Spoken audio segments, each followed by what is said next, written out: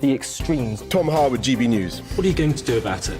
Things should have been done differently, and they certainly are being done differently. Don't miss it. The Briefing with me, Tom Harwood, 9:30 Monday to Friday on GB News. Every morning from 6 o'clock, we'll wake you up with GB News Breakfast with all the stories you didn't know from the night before. So whether it's serious news, entertainment, or your own views from all over our great nation, we're here to kick off your day with a smile. The national media should be reflecting and reporting what's happening here. You will notice the northwestern accents. Whether you're with us on TV, radio, or online, every morning it's breakfast from 6 a.m. Hope you can join us. We are GB News, right across the nation. You can get us on television, on radio, on digital. We're absolutely everywhere. Amazing! You see, amazing! You remind me of me in the European Parliament. But here's the most important bit. We are not part of the mainstream establishment. We think and speak just like you do. We are the People's Channel. Magnificent. That's really, really thoughtful. Come and join us on GB News, the People's News Channel. Join me, Nana Akue, Saturday and Sunday afternoons on GB News. Expect fiery debate and passionate discussion as me and my panel tackle some of the biggest topics hitting the headlines. It's a place for everyone's opinion. No one gets cancelled, but no one gets an easy ride. Oh, she's on it today! Be ready for conversations that are fierce, frank, and of course, fun. Every Saturday and Sunday afternoon from 4 p.m. on GB News, the People's Channel. We are GB News, the People's Channel. And right across the United Kingdom. You can find us on Sky Channel 512. Virgin Media Channel 604. Freesat Channel 216. Freeview Channel 236. And YouView Channel 236. You can also take us with you on DAB Plus Radio. With the GB News app and at the website gbnews.uk. We're absolutely everywhere. Come join us on GB News, the People's Channel, Britain's news channel.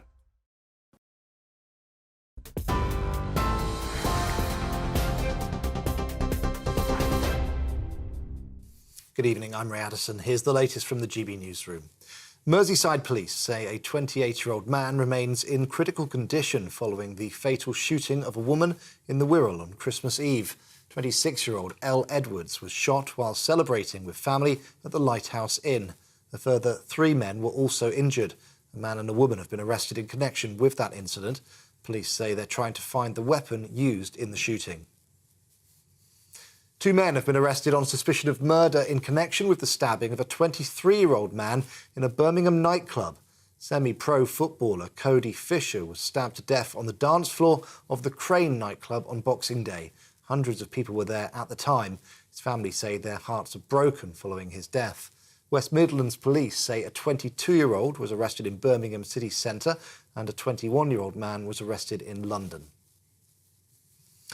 Border Force staff and driving examiners staged industrial action today.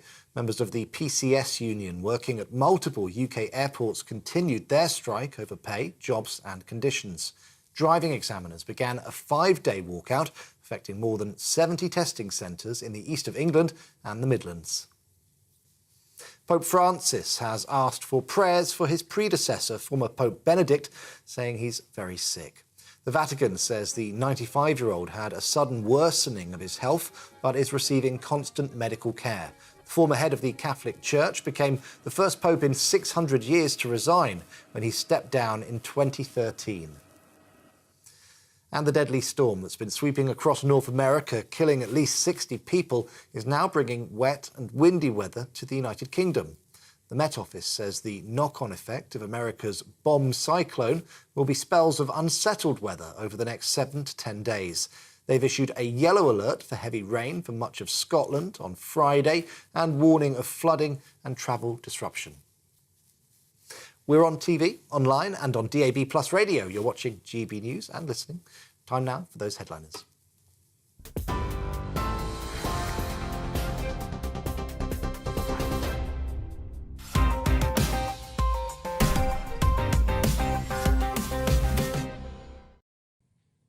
Hello, welcome back to Headliners with me, Simon Evans. I say welcome back, that's assuming you've been sat there for the last 23 hours without it.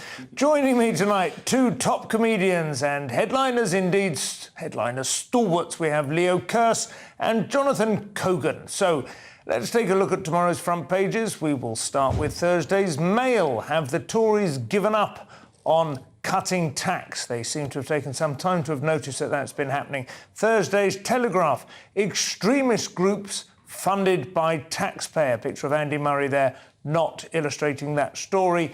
The Thursday's Guardian has the news that dementia patients' families warn of horrific crisis in care homes. Same picture of Andy Murray. And Thursday's Times, Labour vow to combat antisocial behaviour.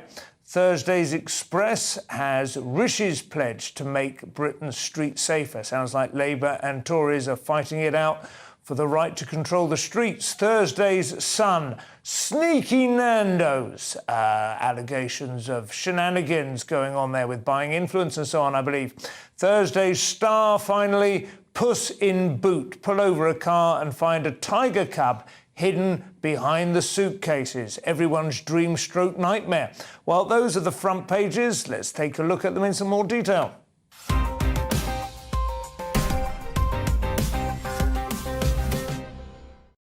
So we are going to begin with the Times, Leo. So the Times leads with a story that Islamist groups are being funded by our taxes, which is lovely to hear. I mean, I'm glad to see that the government is finding new and inventive ways to waste the money you give them. But it's part of the Prevent De-Radicalisation programme, which started up after 9/11, when people thought maybe Islamic terrorism isn't so great after all. So groups and charities have applied for funding and just been, they've obviously just been spaffing the money out hand over fist. So they've given some of these groups and charities taxpayers' money. The aim is to steer young Muslims away from terrorism, but some of these organisations have been promoting extremist Islamist ideas. Do you think they knew that, or they just didn't check who they're giving money to? They're just like... No, I mean, I think they probably didn't know. But I don't know. It's part of the sort of just it shows the rubbishness of government. That this is something they want to put money into to prevent something. I mean, it's called prevent, and they end up encouraging it. They should call it encourage. Yeah, they should nurture. They should just call it uselessness. Call it uselessness. Well, it's a good deal worse than useless. If they're actually actively funding these things, they are developing, and presumably they come with a sort of air of legitimacy if it's government funded as well. You can probably think, well, presumably they must want me to do this. Well, do you think that was, a ruse they've done on purpose? They would try to set it up to look like they were anti-spreading terrorist ideology, and then... Anti-imperialist as well, possibly. Just like kind of anti-everything. Just anti-everything. Anti-Britain. Because my idea with Prevent, the general impression I've got with Prevent is that it's a sort of network of informants, isn't it, essentially? If you notice somebody is behaving, it's a bit like an expansion of the See It, Say It, Sorted sort of thing. Just like that, into your schools and into your churches and your mosques and madrasas. And similarly useless, because, of course, if we see a suspicious bag on the tube, we're not going to say anything. Nobody's going to say anything. I just get off. I go to the next. Yeah, they even have pictures on the tube now of what you do. Oh, no, actually, that's not for a suspicious bag. That's for sexist behaviour, isn't it? So if somebody is... I love staring. Not in like a sexy way, just in a sort of just like I could be planning something sinister. Just in that I might be a bit of a strange musical genius or something like that. But what's interesting is this review of Prevent has revealed that it treats terrorists as victims more than as criminals. Because obviously they're really scared of appearing, at all Islamophobic or offending anybody's sensibilities. But it's pretty hard to avoid looking a bit Islamophobic when, most of the serious terror threat comes from Islamists, and because of this fear of looking Islamophobic, they're also focusing on right-wing terror threats, which I'm sure there's plenty of horrible right-wing people out there, but we haven't really seen the scale. There's not that many right-wing people going into pop concerts and blowing up children. They say it's about 25% to 75%, very broadly speaking, right-wing and Islamist. And of course, what they call right-wing, these are never terror groups that want to see taxes brought down or more control over. They're basically racist, aren't they? that's what it is. And they're basically racist because the Islamists are blowing... If they could just get together and they'll eliminate the two of them, but there we are. Yeah, if we could get some sort of battle royale going on, I'm sure ISIS would going to happen. Can I just draw your attention to the photograph as well, which has appeared on the majority of front pages this morning, even though it seems to be quite It's photoshopped. He's smiling. That's yeah. Andy Murray there, towering over Nazanin Zaghari-Ratcliffe, who I remember you were a bit of a fanboy over the summer, weren't you, when she came I thought it was delightful when we paid £500 million to get her out of Iranian prison, where she'd been apparently unjustly imprisoned. I thought it was quite fair. But and then she came back and she blamed Britain for it instead of Iran. So now she's standing next to a tall Scot and claiming some sort of collegiate affinity. I don't know. He's barely Scottish when he plays sports. He's got all his own teeth. Yeah. Does have a lot of teeth. Very true. Jonathan, you have the Daily Mail. Have Tories given up on cutting tax? I mean, well, that was fairly evident, wasn't it, when they kicked out Liz Truss, I thought? I think so. When they tried to do that, they did a mini budget and nobody was having any of it. They did the thing. That's the whole thing, right? That's the thing. If you're a Conservative government, one of your main duties, so to speak, is to cut tax. That's their shtick. Cut tax, put money back into the pockets of those who've earned it and trust them to spend it. What's the one where you have to have property to vote? Because that's one. Yes, that's proper conservatism. Yeah, we've been drifting ever since that was, and that's why women weren't allowed to vote, because they usually lived in the same house. So the house, that was the theory. So essentially, the house had a vote. Okay, well in 50 years, it was assumed that the man and the woman would discuss which way the house was going to vote before the man would just have the final. Yeah, it was purely administrative. Yes, darling, I'll put that on the form. Yeah, he is the most handsome. No. Yes. There are some women there represented in pictorial manner on the front page of the Daily Mail. Yeah. With a soggy New Year in store. Yeah. Is that Denise Van Outen in Dubai? Apparently she was on Tinder, allegedly. Maybe it wasn't her. Maybe it was Eureka Johnson. They found her on Tinder or something. Well, that makes sense. Yeah, I would say, in my mind... Did she go out with the chap with the multicoloured, Jason and the multicoloured sweatshirt? I can't remember the name. Johnny Osmond. She went out with Gary Glitter. No. Yeah, when she was 15 or something. Is she really? Yeah, when she was 12. Well, she's earned a weekend in Dubai to wash those memories away anyway. So there's nothing really to say about the Tories on the tax. Bit of a nonsense on the front page there. What have we got for the Daily Telegraph? They've usually got every story going one way or another. You're back with this one, Leo, is that right? Oh, yeah, so this is... More extremist groups funded by a taxpayer. That's the same story, Yeah, I got mixed up, so I did the Times instead of the Telegraph. But, so on the title... Let's do the Times now, then. So Labour vow to... To be fair, they have got the exact same photograph on the front page. Yeah, and I don't have a number on these, so... But yeah, Labour vow to combat antisocial behaviour. So, the Tories have sort of dropped the ball on crime and antisocial behaviour. They've focused on a really surprisingly woke agenda of arresting people for making social media posts and things like that. And, last year we had, 1 million unsolved burglaries and thefts. So Labour have sort of tacked to the right on this, and said that they're going to have nearly. So there's been nearly 2 million reports of antisocial behaviour over the past 3 years have gone unattended. So they're going to target antisocial behaviour and also put the victim of antisocial behaviour and the victim of crime in the driving seat when it comes to actually handing out the sentences. So they've got these community. It's going to be real cruel and unusual punishment, isn't it? They are sort of constrained, unfortunately. All sodomy. You can't lock someone's head in a cage with rats.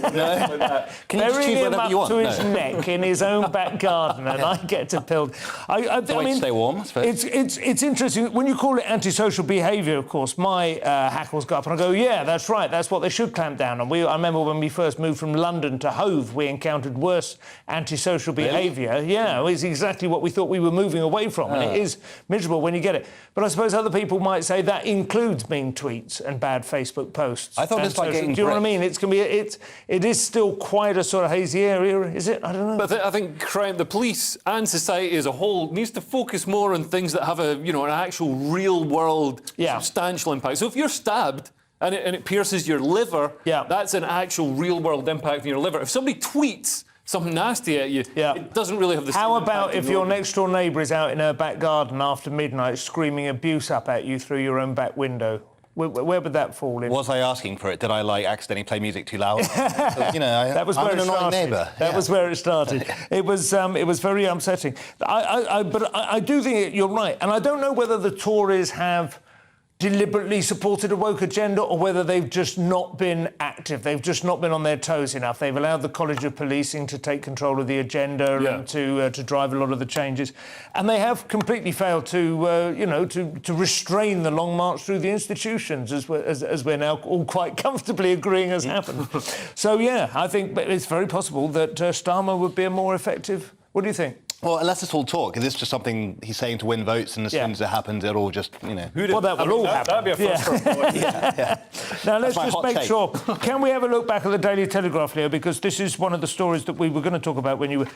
which may get lost. The BBC is going for woke in rewriting British history. This is an interesting So story. the BBC is apparently guilty of rewriting British history to promote a woke agenda in biased documentaries. So this Lord Roberts has accused the BBC of pursuing a fatwa against Winston Churchill, or Sir Winston. I should give him his full title. So they're doing all these documentaries on slavery, colonialism, the Irish famine. And he's saying they're actually, even though Britain did have quite a sort of you could say bad role in some of these, certainly with an Irish wife. Well, we did. We had a good role and then a bad. We had a bad role and a good role. That was always the thing, isn't it? They always look for balance. Yes, we did some slavery, but then we were also the first people to abolish slavery at enormous expense. Yeah, we did it, but then we also stopped doing it. Why does nobody ever thank us for stopping exactly. doing it? That's the point some people try to make. And again, with the Irish thing, we eventually stopped starving them. Yeah. So yeah, but I mean, I'm being facetious. The British now we've got this. I think previously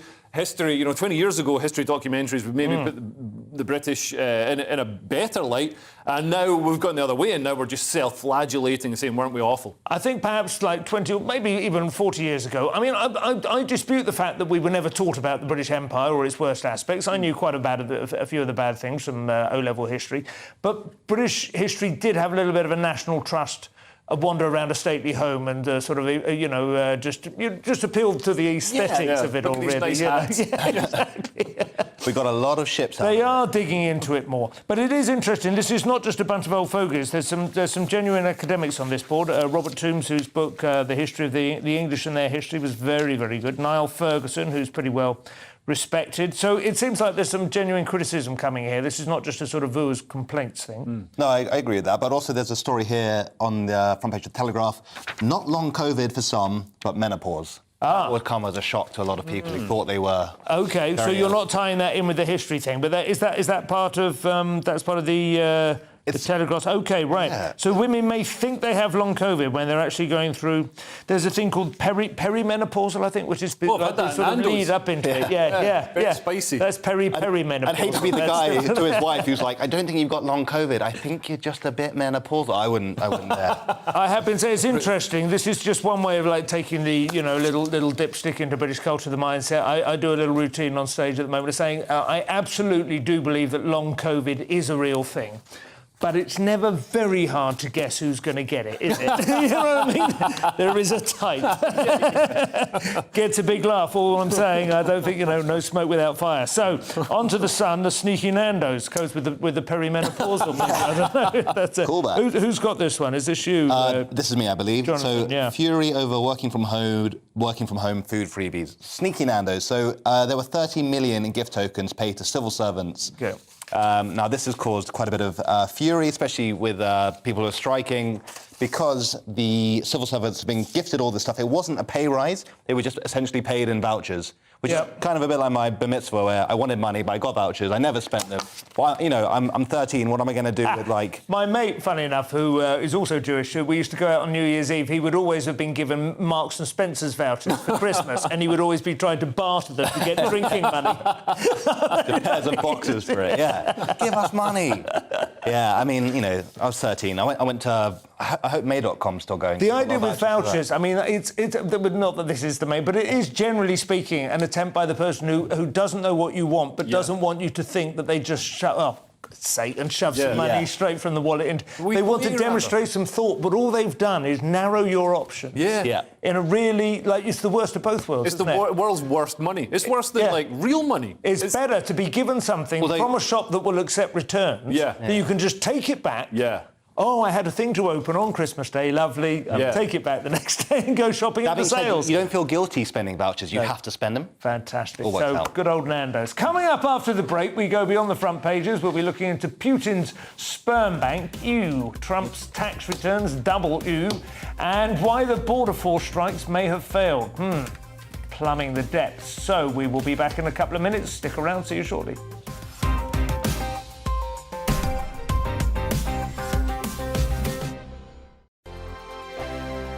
We are GB News, and we'd like to say thank you to each and every one of you for bringing us your conversations, for helping our great nation find its voice. We are here for you on radio, television, and online, across England, Scotland, Wales, and Northern Ireland. It's not the BBC, you actually get your facts right. We are proud to be GB News, the People's Channel, Britain's news channel. Monday to Thursday, 9 p.m. till 11 p.m. Join me, Dan Wootton. I'll bring you the sharpest takes and hottest debates. Do you not believe in prison? I don't believe in prisons. I'm completely stunned. I guarantee you there'll be no spin, no bias, no censorship. I actually was personally quite offended by it. And no reason to go to bed. So I guess they've always been quite woke. That's Dan Wootton tonight on TV, radio and online. Monday to Thursday from 9 p.m. till 11 p.m. on GB News. The People's Channel, Britain's news channel. Hello there, it's Eamon Holmes here from Breakfast on GB News. We're not just on your television and your screens, you know. We're on DAB plus digital radio, so you can listen to your favourite shows on the move. If you've not yet listened to GB News Radio, it's very simple. We're on your radio player and TuneIn apps, on your smart speaker, phone or tablet, or online at gbnews.uk. Take us with you wherever you go. GB News Radio. You never have to miss a moment of the People's Channel. Join me every Sunday at 6 p.m. for Gloria Meets. In exclusive interviews, I'll be finding out who our politicians really are and what they really think. It's something that you would never want anyone to suffer. I didn't know what channels there were. I didn't think I'd be believed. I must have weighed about 7 stone and I'm 5'8". My instincts was to sort of cover this up. I mean, clearly that was a mistake. Join me every Sunday at 6 p.m. on GB News, the People's Channel, Britain's news channel.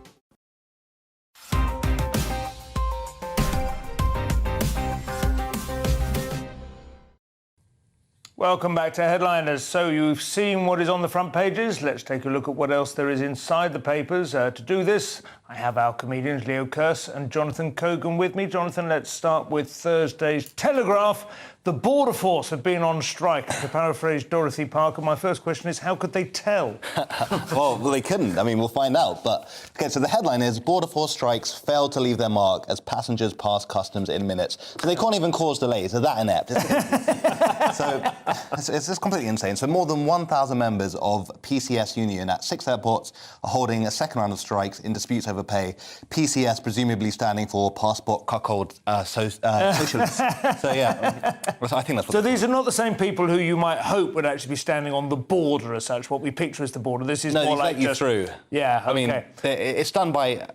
it's basically a turnstile these days, but they're human turnstiles. But... Yeah, the puns who like direct you towards a machine that will look at your face and compare it to your passport. I think they've just proved themselves to not be completely necessary. Well, OK, so these Border Force staff, the strikes that they held have had little effect on airports, with many passengers clearing passport control in less than 5 minutes.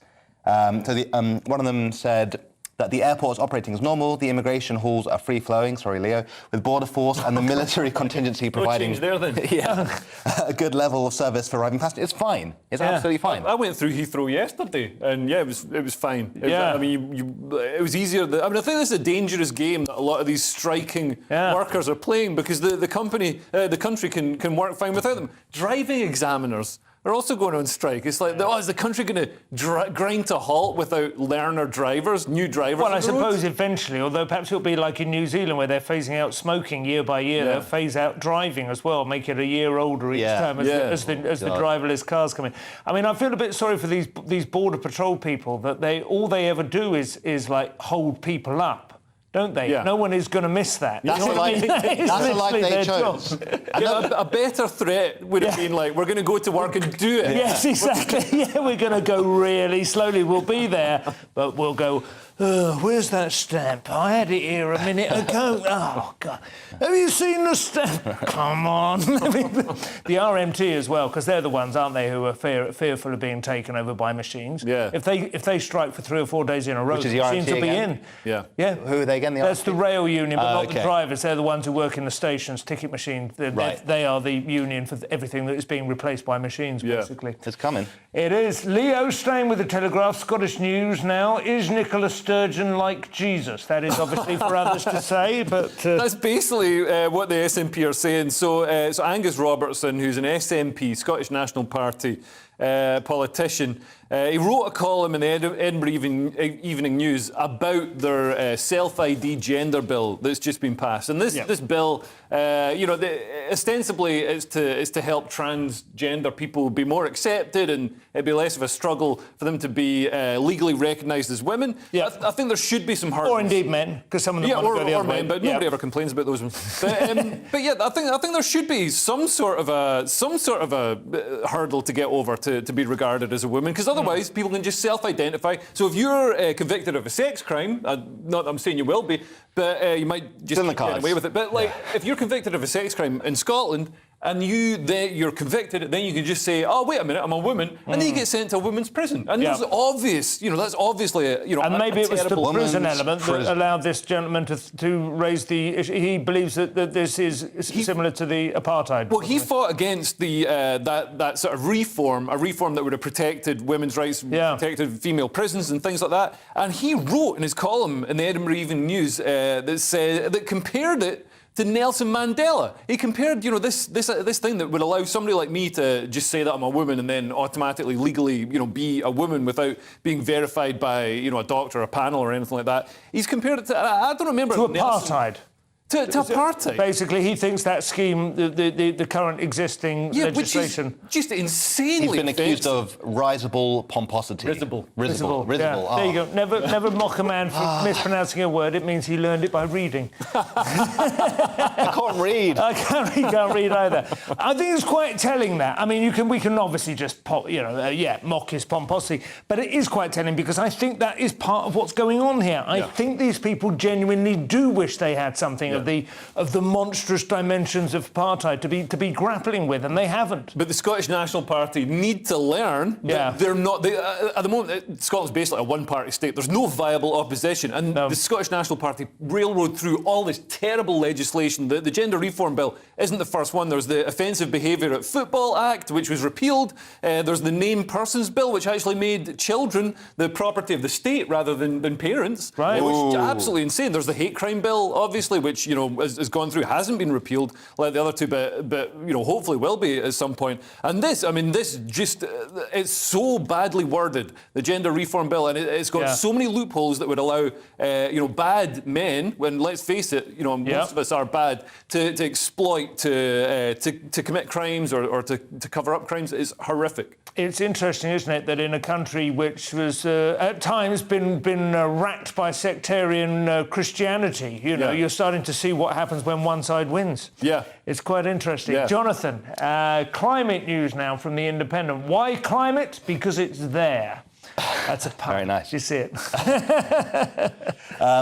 This is just pure good news, I think. 2022 will be the warmest year on record for the UK, says Met Office. Isn't that fantastic? We've had a lovely warm year. Well, I've rather liked it. I suppose if it were to keep on the present trajectory, eventually my son might inherit some difficulties. But I can't say that I can walk too much over just a slight... And when you actually look at what the average temperature was, did you see what it was? Oh, it's pretty high. It was almost 10 degrees Celsius. It was less than 10 degrees centigrade. I can't think that this is quite the kind of firestorm that they're... Yeah. But still, I suppose it is significant. Well, I mean, I don't know. I think with all this climate stuff, it's like, don't threaten me with a good time. Yeah. Like, they're saying it's going to be doom and gloom. Actually, climate change has a lot of benefits that nobody looks at. So there's increased carbon dioxide in the atmosphere, so plants grow more easily. So there's greening of previously arid areas. Especially since we're all being encouraged to eat a plant-based diet now. This is can only be a good thing, can't it? Yeah. Just insects. That's all I do. And most of the warming doesn't happen at the equator or places where it's already very hot. Most of the warming is in temperate climates or polar climates, which is bad for melting ice. But it's good because it means basically cold weather kills a lot more people than hot weather. Yeah. So the way it looks at the moment, climate change could actually save lives. millions of lives. And climate change policies, which are going to make food and energy and everything more expensive, are actually going to kill millions of people. Yes. The only downside, I suppose, well, the only downside, there is two or three. Apparently melting permafrost is releasing sort of frozen carcasses that have been frozen below the surface for thousands of years with very serious diseases that have never been sort of encountered even before. Even if you wear a condom. Yeah. And also, of course, there is the possibility. I mean, they say now that air conditioning uses more fuel worldwide than heating. Right. That might be an issue, but I mean, I'm not a big fan. Also, we get to discover Atlantis, which is obviously under the ice. Yes. It definitely is. I bet money on that. Although We'll see. somehow I read the other day, Atlantis is a racist theory, apparently. Oh yeah, Graham Hancock. He's been cancelled now. I mean, that is completely insane. Yeah, Insane. I like Graham Hancock. Yeah, he's awesome. He's amusing. Yeah. Leo, Thursday's Times. Vladimir Putin has an offer that puts free chalk ices in perspective. So Russian men who have been called up to fight in Ukraine will be able to have their sperm frozen and stored at a cryobank without charge, state media has said in Russia. This is so that when the Russian men inevitably get killed, because more than 100,000 Russian soldiers have been killed since the start of the invasion, their wives will still be able to have babies. Have their babies. So this will encourage the women to send them off to war, essentially going, don't worry, if he dies, you'll still be able to raise his children. How do you know they won't swap it? Yeah. What if they swap? Basically, yeah. And, I mean, I think they're relying a lot on the women following through on this. I mean, would you really trust? But I'm not sure it sends the message that you should be trying to send. Yeah. Well, not showing much faith, is it? Yeah, just in case. The adverts that I've seen, the recruitment adverts for the Russian military are crazy. So there's a dad who can't afford a mobile phone for his daughter, so he signs up to fight because he gets enough money to buy her. It's not even an iPhone; it's a rubbish phone. And another one has a granddad has to sell his car because he doesn't have enough money. So the grandson signs up to fight so he can give the money to the granddad. It's like, man, would your granddad rather you were alive and not killing children in Ukraine? They need a brand new... I mean, it's rare I say this, but they do need to invest in marketing a bit, I think, don't they, the Russians? They've got the same guys we've got. Well, they've been working for a long time. I mean, they have a reputation for being very devious, don't they, with the propaganda, the sort of... I wouldn't trust them with my sperm, certainly. That's the last thing. They seem to be going crazy. I once threw a condom out the window. I didn't trust a girl. Anyway, that's another story. I didn't want to get sperm jacked, you see. It happens. I do, I have a dog in this fight, but I'm not going any further. Jonathan, over to Thursday's Express. It sounds like revenue revelations are imminent now. Yes, this is very exciting for people who like tax returns. So the Democrats announced Donald Trump's tax returns to be made fully public on Friday. Finally. So the House of Representatives Ways and Means Committee has confirmed that former President Donald Trump's full tax returns will be made public this Friday.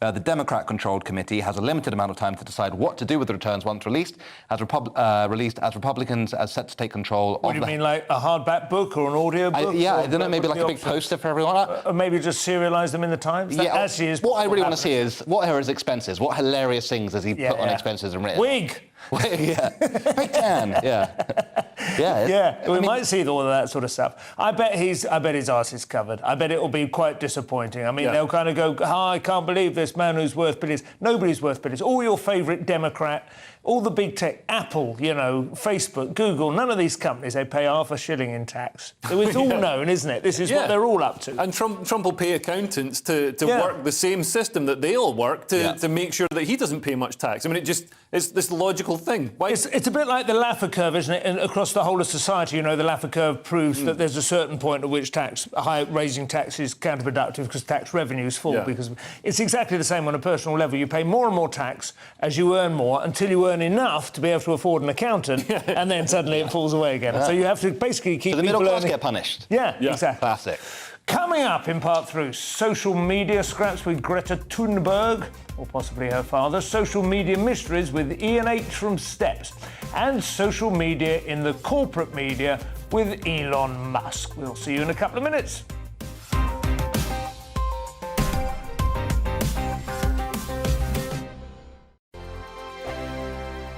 Monday to Thursday nights on GB News. At 6, it's Deems & Co. 7 o'clock, Farage. At 8, join Mark Stein. And at 9, Dan Wootton Tonight, followed by Headliners. On TV, radio and online. This is GB News. We are GB News, the People's Channel. Why not take us home with you by visiting the GB News shop at gbnews.store. You'll find all the official merchandise, a really good present actually for yourself, your friends or your family. We ship across the UK mainland at no extra cost. GB News, the People's Channel. Here on GB News Live, we'll be keeping you in the picture, finding out what's happening across the country and finding out why it matters to you. We'll have the facts fast with our team of reporters and specialist correspondents. Wherever it's happening, we'll be there from 12 noon on TV, radio and online. GB News, the People's Channel, Britain's news channel. Monday to Thursday on GB News, it's Bev Turner Today from 10 a.m. We're going to be here for you, our GB News family, to keep you up to date, but also make you smile. There's a guy who went from puberty to adultery. And I can't wait to bring a few of my own opinions. I have no time for cultural totalitarianism. We'll engage in passionate, but always polite debate, with your thoughts and opinions at the centre of it all. Only on GB News, the People's Channel, Britain's news channel. Hi there, it's Stephen and Anne. At breakfast from 6 a.m, you'll always be caught up with everything you need to know, the latest headlines, opinions and debates. We'll bring you the good news and the bad, but most of all, we're here for you. Remember, send in your views and let us know what you would like us to talk about. That's because we're your news channel. And every morning at 6 a.m, it's breakfast on GB News.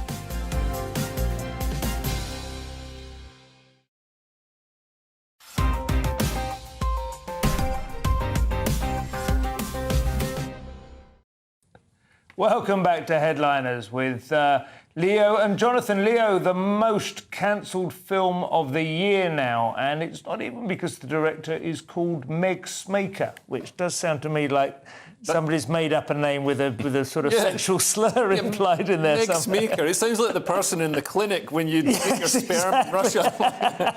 But the most cancelled movie of the year has been accepted as a contender for a BAFTA after one small British independent cinema agreed to show it. So the documentary follows Yemeni men at a Saudi de-radicalisation centre which aims to confront violent interpretations of Islam, and it won glowing reviews. Early on, before somebody called it racist on Twitter, it won amazing reviews. The Guardian said it was eye-opening, offered empathy and context. Variety said it was courageous, enlightening, provoking, and a sharp quest to understand the otherised, because it's following these radicalised Yemeni men. It does sound interesting because it's rare. Sorry to break in. It's quite rare that you see a centre, a prison, or whatever it is, a hospital, or whatever, where they are two different Islamic societies clashing, rather than Guantanamo Bay or something. Do you know what I mean? Where you see, or a Manchester madrasa, where you kind of go, no, this is Saudis and Yemenis.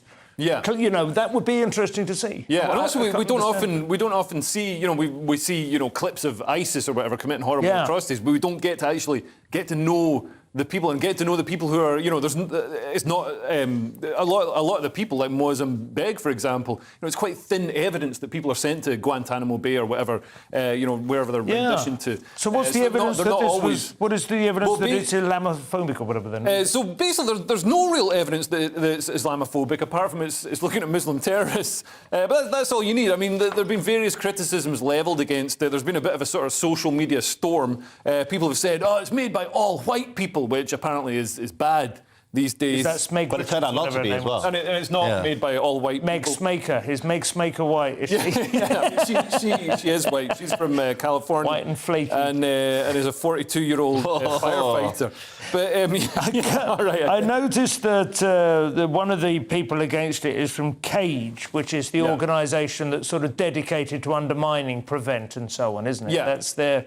They are a very... Cage and Prevent sound like they'd go well together. Yeah, you would think so, but no, in fact, Cage is like... It's counter-intuitively trying to get people out of cages, in fact, it seems, you know. So, I mean, Cage was... I think it was founded by Mozambique, who was in Guantanamo Bay, saw people being tortured, killed and all the rest of it. Yeah. And he, you know, he has been sort of involved in some training camps and things like that. But it's not, there's no real hardcore, cast iron evidence that he's a terrorist. Well, Sorry to interrupt, but the thing that really struck me as interesting here is that the only place that agreed to show the film was Art House Crouch End in North London, so we all know who that was.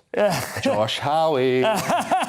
Very interesting. I like the fact, we'll have to move on, but I do like the fact that what they've described as atheist podcaster, Sam Harris. He's a bit more than an atheist podcaster, but anyway, Sam Harris has been into it and has done a big interview and has helped her to raise money. I might try and see it. We should all go see this film, unredacted. I think we should go on, absolutely. Next time Dan Wootton's on holiday, let's nick his 2 hours and just play it. Jonathan, The Guardian now, and Pope Francis has been complimenting his predecessor on his skateboarding skills.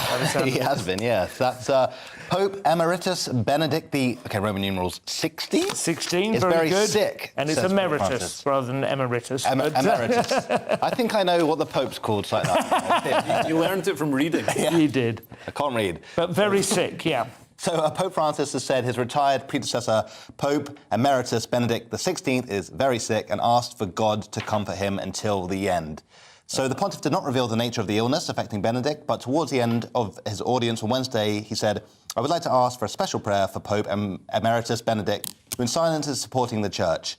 And I think he's also started a GoFundMe for him, which is bless great. him. He is 95, to be fair, Benedict, and it's quite interesting because obviously he was the first Pope to resign, essentially, and yet sort of he was like the Queen Mum, wasn't he? He sort of held on to a degree of his dignity while this new one came in. Nobody knew you could do that before. I had been under the impression that the reason he did it was because he sensed Alzheimer's was coming, and he thought that would be a catastrophe, understandably, for the Church. Biden's doing it. But in fact, well, it turns out that they say his body has deteriorated, but as it would at the age of 95, but his mind is still sharp. So I'm rather unclear as...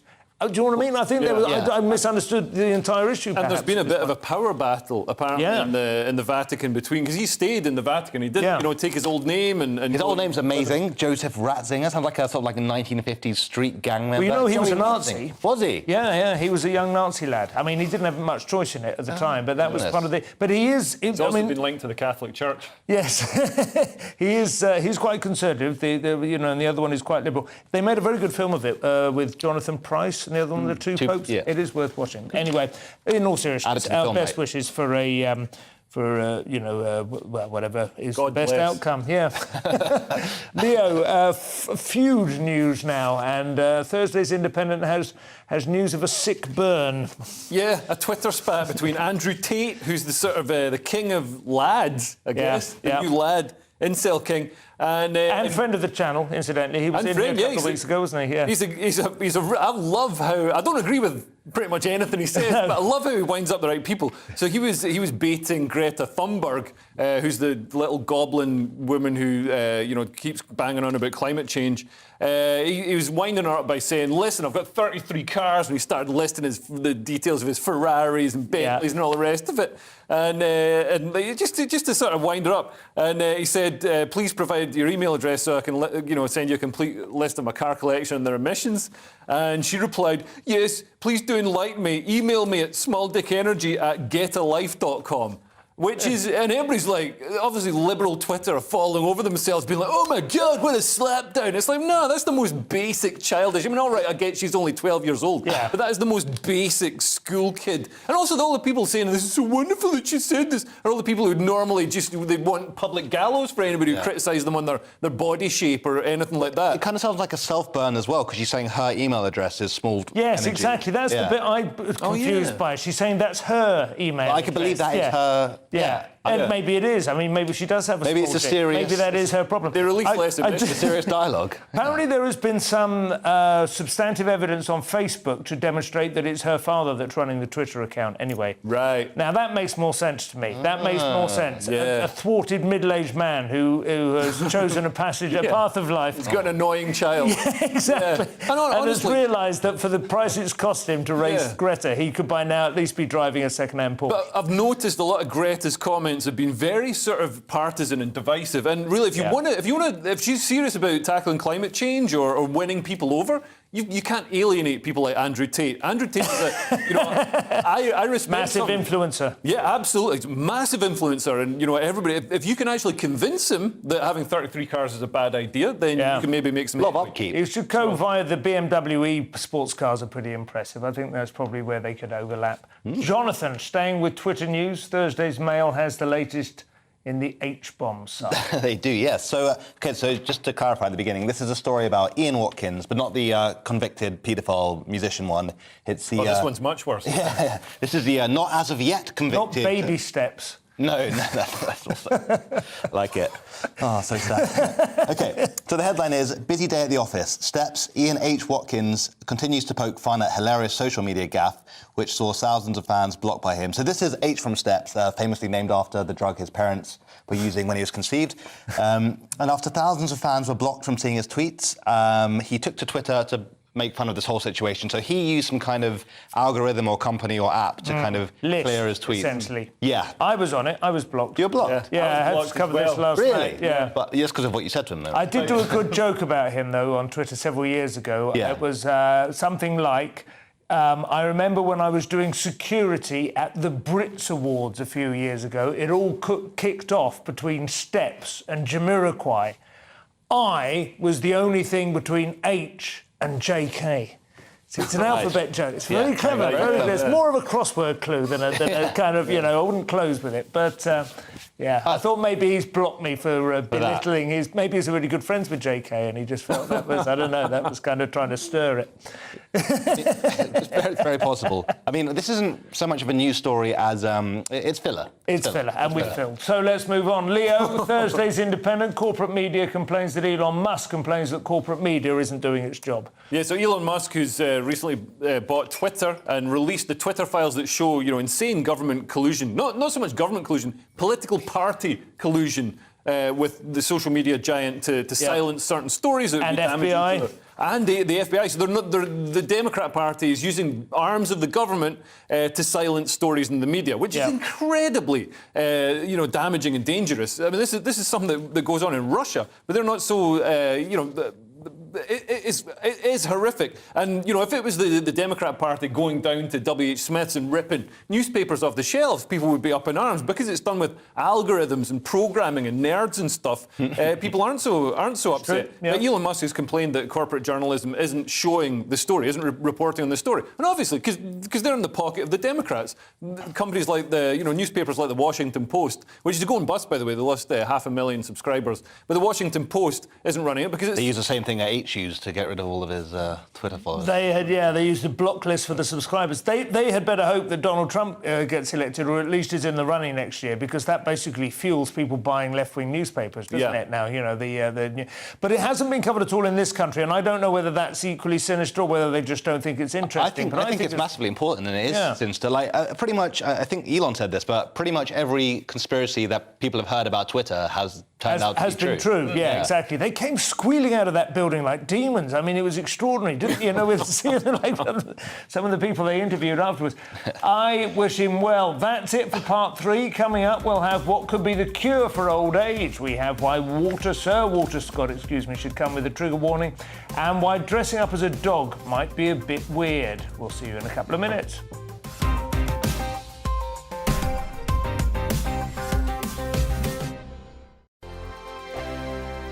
Every morning from 6 o'clock, we'll wake you up with GB News Breakfast with all the stories you didn't know from the night before. So whether it's serious news, entertainment, or your own views from all over our great nation, we're here to kick off your day with a smile. The national media should be reflecting and reporting what's happening here. You will notice the northwestern accents.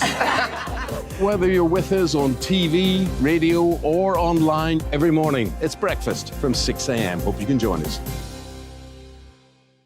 We are GB News, right across the nation. You can get us on television, on radio, on digital. We're absolutely everywhere. Amazing! You see, amazing! You remind me of me in the European Parliament. But here's the most important bit. We are not part of the mainstream establishment. We think and speak just like you do. We are the People's Channel. Magnificent. That's really, really thoughtful. Come and join us. on GB News, the People's News Channel.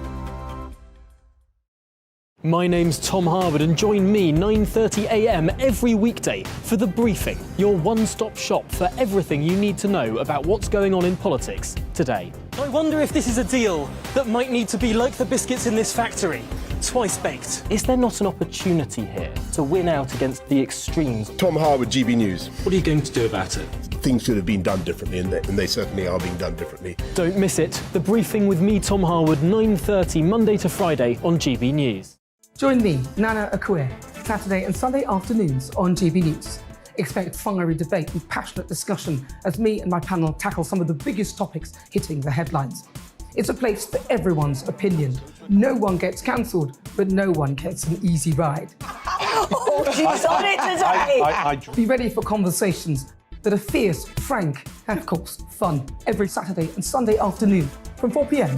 on GB News, the People's Channel.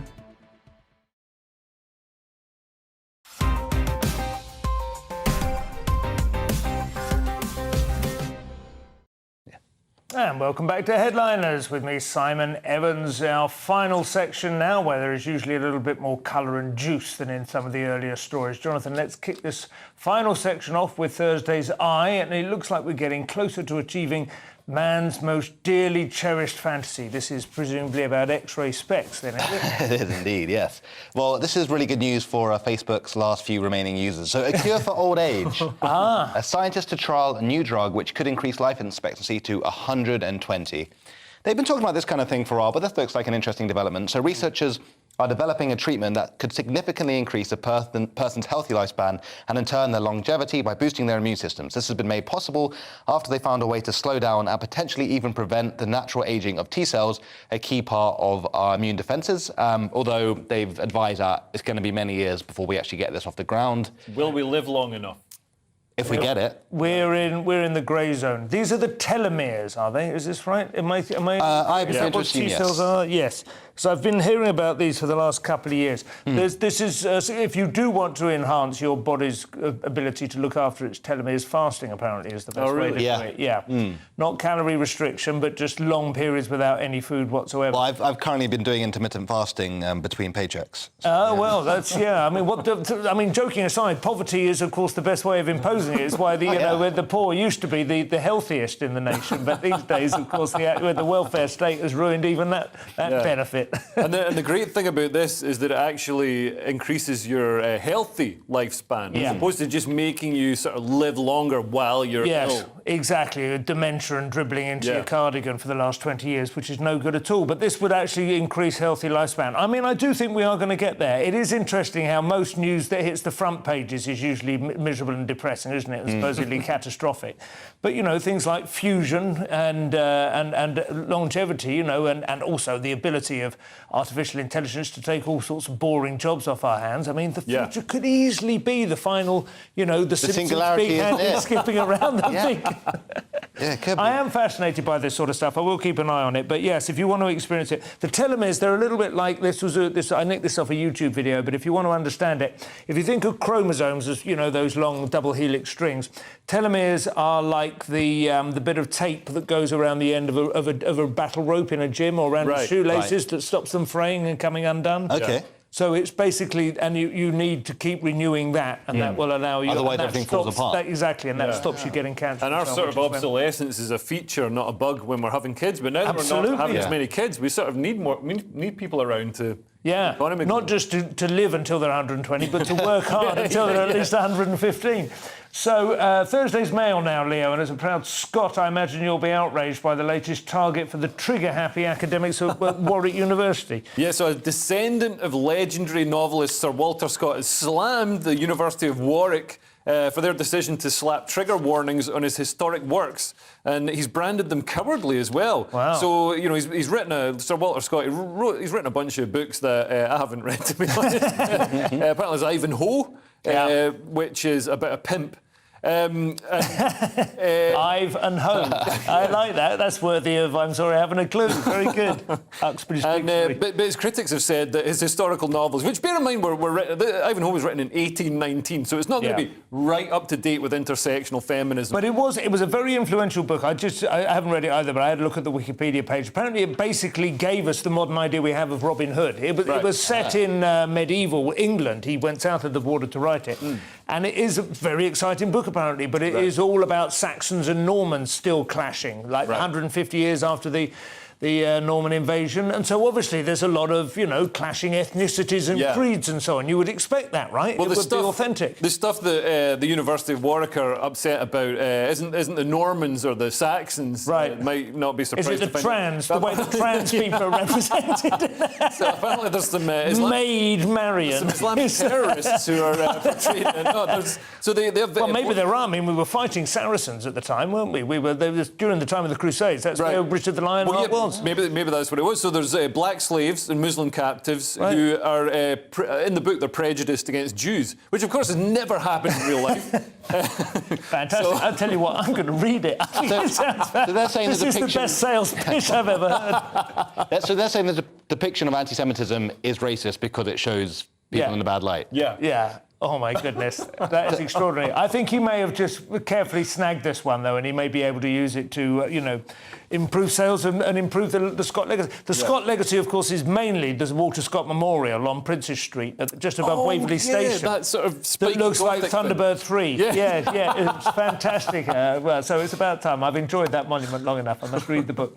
Jonathan, Thursday's Mirror. Barely a day goes by when we don't feature at least one story about a man who wants to become a lassie. But this one is a little bit different. Lovely. So here's a classic story from our friends over in Japan. So a man who became a dog for £12,480 worries his friends will think he's weird. They don't think he's weird. They think he's a very good boy. Very good boy indeed. He's a good boy. He's not allowed on the couch, though. No. I think, in a funny way, he doesn't want to be. I suspect that's what's going on.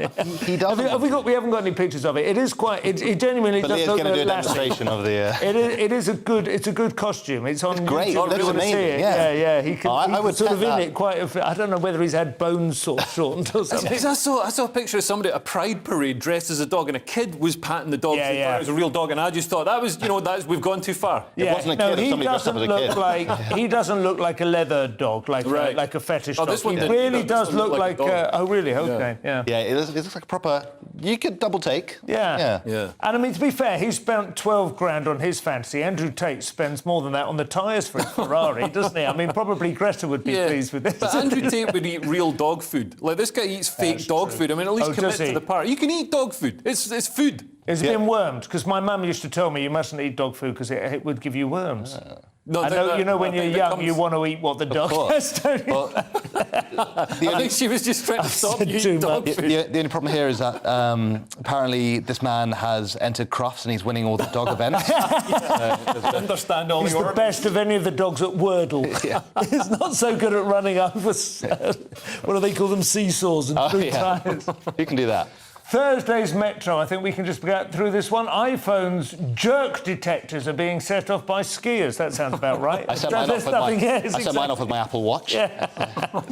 What is going on, though? They fall over and they think they've had an accident or something. Is that right? Basically, iPhones have got this new thing on them that if you fall over, you have a sudden impact or something like that. My watch has it, it'll alert the emergency services, so they rush to wherever you are. It'll send a location and they'll save you. The only problem is skiers, have those sort of sudden impacts all the time. They're always falling over in the But you always get asked, maybe they don't have it, but you always get asked, it looks like you've had a fall. Have you had a fall? Are you okay? And you have to do it. Skiing, so you got do it with your nose. You've got to do it.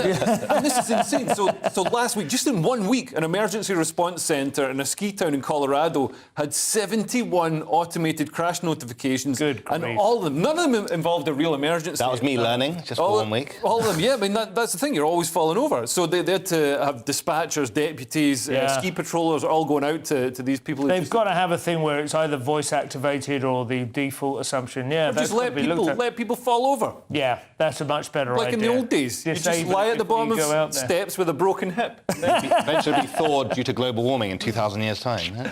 Finally, Jonathan, we're going to do all the stories. I can't believe it. With the Metro, we stay. An actual tale from Metroland for a change. This is Insomnia in Amersham. That is quite right. So a man who moved near train tracks complains to train companies about train noises. Why wasn't this front pages? I feel sorry for him, though. He's not as stupid or as ridiculous as it sounds. He's moved near train tracks. But he says now, due to the train strike, trains are being, parked there and running all night or something. Right. Yes. He's kept up by these things. He says... Of course, you're lying in bed, mad with rage, and there's nothing you can do, and you can't go back to sleep because you're so angry. That sounds like a good night. That's like a normal night.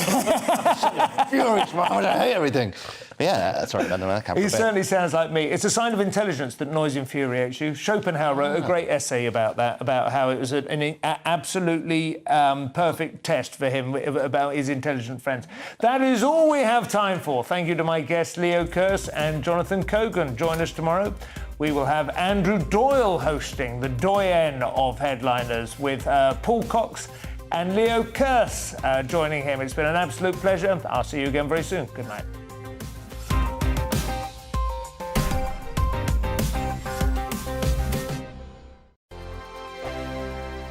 I'm Mark Dolan. Join me at 11 on GB News for Headliners, in which I'll be joined by two of the UK's top comedians discussing tomorrow's papers.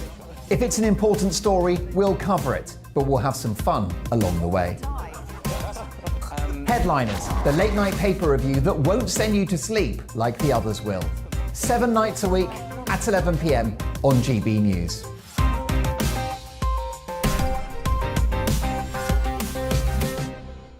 Hello, I'm Michelle Dewberry, and you can join me every weekday 6 till 7 on Jubes and Kerr. Me and my panel will get stuck right into the day's events, and I can tell you, in fact, I can warn you, expect some robust debates, some strong opinions and perspectives from both sides of the fence. It's about you at home as well. I love to read out all of your comments, or at least as many as I can. So join me, Michelle Dewberry, Monday to Friday, 6 till 7 on Jubes and Kerr.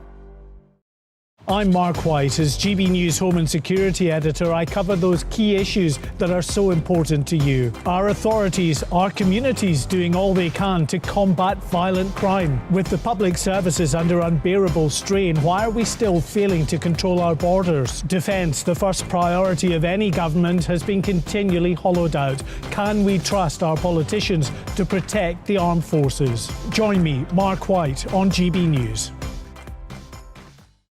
We are GB News, the People's Channel. And right across the United Kingdom. You can find us on Sky Channel 512. Virgin Media Channel 604. Freesat Channel 216. Freeview Channel 236. And YouView Channel 236. You can also take us with you on DAB Plus Radio. With the GB News app and at the website gbnews.uk. We're absolutely everywhere. Come join us on GB News, the People's Channel, Britain's news channel. Join my show Farage, 7 p.m. till 8 p.m. Monday through Thursday, and there you will get opinion, analysis, debate, and I'll cover stories that nobody else dares to touch. You've been cancelled. Join the club. Oh my goodness me. And then for the last 15 minutes, talking pints. We're over a drink. We have a civilised conversation with someone. We very often disagree, but we do it in a grown-up way. Come and join me on Farage. Monday to Thursday on GB News, it's Bev Turner Today from 10 a.m. There's never been a more interesting but also critical time in British politics, and I can't wait to bring you the biggest stories of the day with the best factual accuracy and also a few of my own opinions thrown in. We'll engage in passionate but always polite debate with your thoughts and opinions at the centre of it all. Monday to Thursday, 10 till 12 on TV, on radio and online.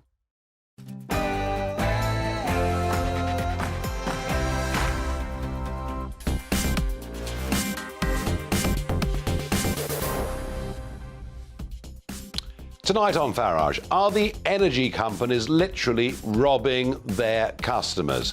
We'll talk about the tax situation. What are the Tories thinking? We'll look at a worsening situation in Ukraine. And joining me on Talking Pints, former Chelsea owner Ken Bates, a man never shy of giving an opinion. All of that comes up after the news headlines with Ray Addison.